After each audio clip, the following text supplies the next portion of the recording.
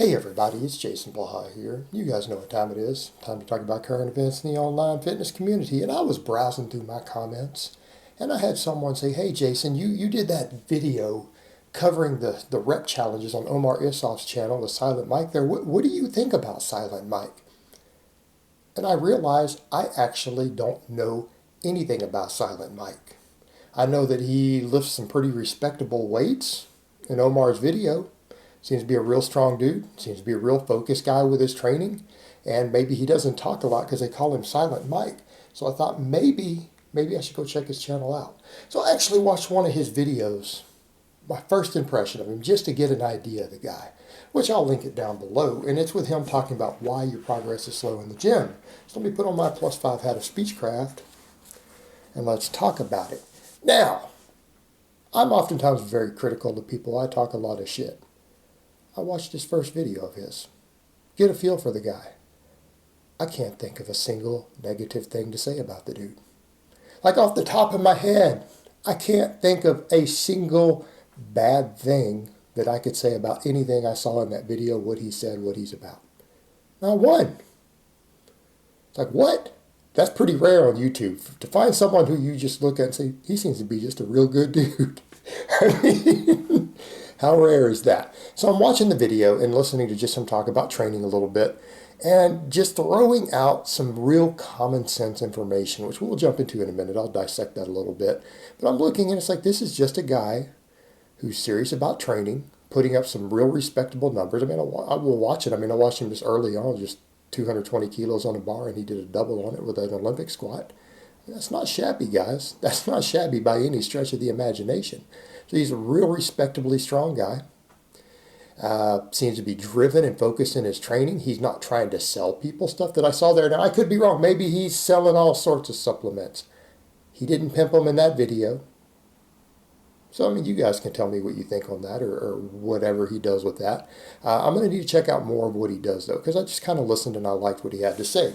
And he equated training with any other skill. He equated it with, say, being a musician, playing the guitar. And I kind of liked that. I liked the analogy he gave there. And he pointed out that, you know, when you first start playing the guitar, you learn a lot really quick, right? Your skills develop pretty quickly. But after you've been playing, say, 10 years, 12 years, what happens? You probably are not going to improve anymore. You're just going to refine little things in your technique.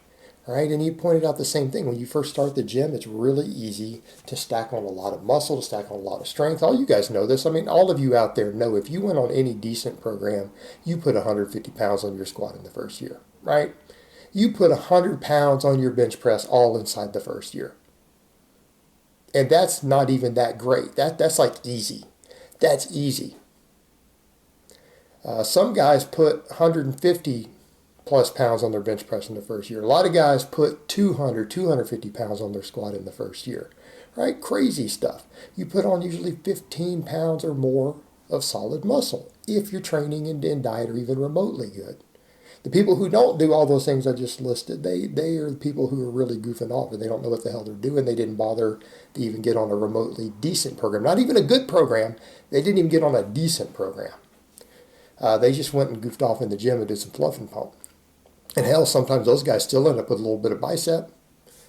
So he pointed that out, that, you know, it comes quickly, but the longer you go, the slower stuff comes along. Progress slows down, and a lot of times it gets to the point of being refinement. But I thought was interesting, and, you know, he just kind of had a real laid-back way of approaching it, but he raised a point. And I think it's a point we all need to understand with our training. And again, this is what happens when you listen to people like guys like Mike, who clearly have a lot of serious training experience under their belt. They're very passionate about it. It's a big part of their life.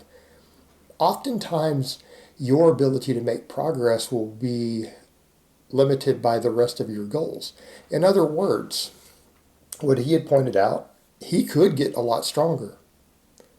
He could get a lot stronger. Now, people will hear things like that and they'll roll their eyes. They're like, oh, whatever, man, if you could, you would. I know that's not necessarily true because he's got goals. What's one of the things that he said? He knows to get considerably stronger from this point to where he's at, other than just little bits of refinement and feeling good and being healthy, he would have to put on a bunch of body weight, right? He knows that because he's at that threshold in his strength because of what he weighs, because he's not a really heavy guy right now. And again, you got a guy who's, again, 220. Watch him just straight up early in the video do a 220 kilo squat for a double. All right. For guys weighing 200 or less pounds, and I think that might be where he's at, that's not just a little bit above average. That's phenomenal. So you have people like that who are at that strength level, but it's like in order for him to do it, he's going to have to stack more muscle on. And a lot of people will look at that and say, can someone gain more muscle after a decade or more training? Sure, if they're willing to put on the weight, if they're willing to make sacrifices. And that's what it comes down to. If he kind of said, look, I want to get a little bit stronger, and I could get a lot stronger if I'm willing to gain some body weight. It's like, but right now, my goal is to just do the best I can. I'm picking up like weightlifting, which is Olympic lifting, because it's fun and it feels good and it makes me feel good. And so he's looking at this point now that he said he's 30, and I get that. I'm in my 40s now, so I get it. A lot of what we do, we might have competitive goals, we might have competitive endeavors, but we also want to feel good. A lot of times we're not willing to compromise our health. We're not willing to compromise our quality of life. So that's what people need to understand when you get more experience as a lifter. Different goals, a lot of things that people say, well, why don't you do this fast? Like, automatically, and Mike gets it, he clearly gets it, that when someone says, why don't you just do this or that fast, you know that they're a complete gym noob. You know that because they don't realize that just because you can do a thing faster doesn't mean that you should do a thing faster, right? Kind of one of the ones I point out with people was slow fat loss. Slow fat loss. Mine's just been real slow and gradual since that cut last year. People say, why don't you just rip down? It's like, because it's going to cost me. There's going to be a price to pay for that, a serious price to pay. It could be health consequence, it could be muscle loss, it could be strength loss. I could take my time and it'll be more sustainable and lower risk. It'd be easier in terms of my overall goals. And that's kind of a point that he raised with some of that too. He knows that any strength gains that he does are going to be very, very slow if he's not willing to make certain compromises to do that. And that's the other thing that people need to understand. It's like, why is your progress slow? And that progress doesn't have to be, why is just your squat progress? Or why is your muscle gain slow? Why is your fat loss slow? Well, it's because we prioritize different things in our life. And very, very few people, other than for short periods of time, ever take any one of those single things and make them their driving most important goal in their life, right? Very few people do. And we like to watch those people sometimes on YouTube or for entertainment, but you have to understand that comes at a sacrifice of everything else, right? That comes at sometimes a sacrifice of everything else. And even to the point to where it reduces their quality of life.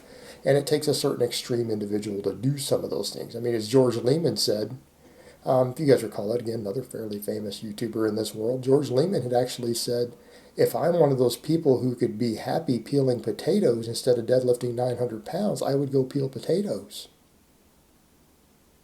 Okay? But to him, he can't be happy if he doesn't deadlift the 900 pounds. So when you look at that, people need to understand that we can admire the more extreme individuals and we can say, wow, they've done something phenomenal. But by that same token, people also need to remember it's not always as enriching to their lives as you would think it is. Sometimes the person whose goals are extreme, for whatever reason that's going on in their head and in their mind, them reaching that goal is the only way that they can be happy. Whereas for you, sitting down and just being able to read a book and play with your puppy might make you happy for weeks or months. You understand the difference?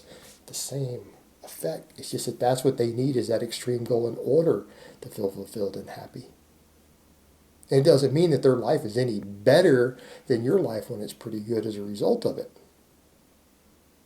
So just perspective there. So it's interesting to watch those driven individuals, but I think Mike is an example of someone who's able to step back and say, look, I'm doing really well. Because he's doing really well. Like, there's no doubt about that. The guy's quite strong, particularly for his size and weight. No one's going to disagree with that. Guy obviously trains hard, trains very serious, obviously knows what he's doing. But he's also kind of stepped back and said, look, we have to prioritize these different things in our lives. our training results and how we approach those, they have to work upon what are our priorities and what are we willing to sacrifice in order to make faster progress in this area or that. What are we going to lose somewhere else? Where's our compromise going to be? And you've got to look at that stuff that way and decide what it is that you are willing and not willing to do to reach this other goal. Or what are you willing to do to reach this goal faster? Or what are you willing to not give up just to reach it slower but still reach it? Right? And that's the way to look at it. And that's, I think it's a very mature approach to training, to fitness, to lifting, all that stuff. And so I kind of liked his perspective there. I thought he's a good guy. All right, guys, but that's really all I have to say on that today. I hope it's been informative, and I will talk to you guys next time.